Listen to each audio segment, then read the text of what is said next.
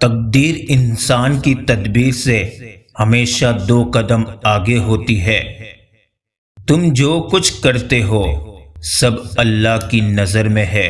بے شک حسد کا کوئی فائدہ نہیں ہے، بلندیاں خدا کی ذات دیتی ہے۔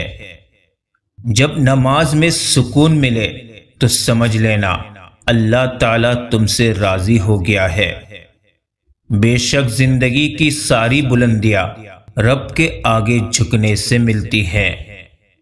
تم یہاں میری تلاوت کیا کرو، میں قبر میں تمہاری حفاظت کیا کروں گا۔ خاموشی ہمیشہ رضامندی یا ناراضگی ہی نہیں ہوتی، کبھی اس کا مطلب یہ بھی ہوتا ہے کہ ہم ناسمجھوں سے وضاحت کی سکت نہیں رکھتے۔ ہم اپنی غلطیوں سے زیادہ اپنی شرافت کی قیمت ادا کرتے ہیں۔ دکھاوے کی کوشش کبھی نہ کرو، جب کمال کو پہنچو گے تو خود ہی نظر آ جاؤ گے۔ بزرگ گھر کی رونق بھی ہوتے ہیں اور برکت بھی۔ بے شک خوشی وہ واحد خوبصورت چیز ہے جو ہمارے پاس نہ ہوتے ہوئے بھی ہم دوسروں کو دے سکتے ہیں۔ اگر آپ مسلمان ہو کر بھی معاشرے کے لیے اچھے نہیں ہیں تو پھر آپ نے اسلام سے کچھ نہیں سیکھا۔ کچھ دن شاخ پر بسیرا تھا، میں سمجھتا تھا باغ میرا تھا۔ زندگی جینا ہے تو پھر حالات سے ڈرنا کیسا؟ جنگ جو لازم ہو تو مقابل نہیں دیکھا کرتے۔ اگر لوگوں کو عزت دینا اور معاف کرنا تمہاری کمزوری ہے تو تم دنیا کے سب سے طاقتور انسان ہو۔ آپ اپنے گھر والوں کو نماز کا حکم دیجئے اور خود بھی اس پر جمے رہیے۔ کسی سے بدلہ لینے کا مزہ 2-4 دن رہے گا، لیکن کسی کو معاف کرنے کا مزہ ساری زندگی رہے گا۔ نصیب بے شک اللہ کے ہاتھ میں ہے، لیکن دعاؤں کا اختیار اس نے انسان کو دیا ہے۔ اس دنیا کا سب سے بڑا خسارہ نماز اور قرآن کو کھو دینا ہے۔ یعنی اگر ہماری زندگی میں نماز اور قرآن نہیں ہے تو اس سے بڑا خسارہ اور کوئی نہیں۔ بے شک کوشش کرے کہ آپ ہمیشہ ایک پھول بن کر رہیں تاکہ دوسروں کو آپ کی زندگی سے خوشبو ملتی رہے۔ خاموشی سے بڑا کوئی جواب نہیں ہوتا، لیکن خاموشی سے بڑا کوئی عذاب بھی نہیں ہوتا۔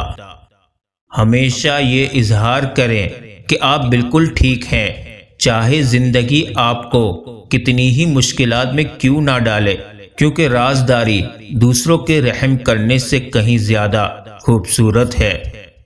ہم جانتے ہیں کہ صدقہ مصیبت کو قریب نہیں آنے دیتا، لیکن ہم صدقہ مصیبت آنے کے بعد دیتے ہیں۔ اس سے مانگ کر روتے نہیں، اس سے رو کر مانگتے ہیں۔ بے شک یا اللہ میرے اس گھر کو پرسکون بنانا، آمین یا رب العالمین۔ اچھی بات کا اثر نہ ہونے کی ایک وجہ یہ بھی ہے کہ لکھنے والا اور پڑھنے والا دونوں یہی سمجھتے ہیں کہ یہ دوسرے کے لیے ہے۔ بے شک ہم میں سے زندہ وہی رہے گا جو دلوں میں زندہ رہے گا، اور دلوں میں زندہ وہی رہتے ہیں جو خیر بانٹتے ہیں، محبتیں بانٹتے ہیں اور آسانیاں بانٹتے ہیں۔ اذیت کے جواب میں اذیت دے کر جس تسکین کی انسان کو تلاش ہوتی ہے وہ کبھی نہیں ملتی۔ دل کو سکون معاف کرنے ہی سے آتا ہے۔ بے شک جیسے آپ کے کچھ گناہ صرف آپ کے اور رب کے درمیان ہیں، ایسے ہی کچھ نیکیاں بھی ہونی چاہیے۔ بے شک درد میں جب بھی خود کو پاتا ہوں سب سے قریب اللہ کو پاتا ہوں۔ بے شک جب کوئی نہ سمجھ رہا ہو تو خاموش ہو جانا بہتر ہے، بحث باتوں کو مزید بگاڑ دیتی ہے۔ دونوں صورتیں یقین کی ہیں، کوئی اللہ کے لیے سب چھوڑ دیتا ہے اور کوئی اللہ پر ہی سب چھوڑ دیتا ہے۔ کبھی کبھی راستوں کو نہیں بلکہ خود کو بدل لینا بہتر ہوتا ہے۔ نماز تو براہ راست اللہ رب العالمین سے بات کرنے کا ذریعہ ہے۔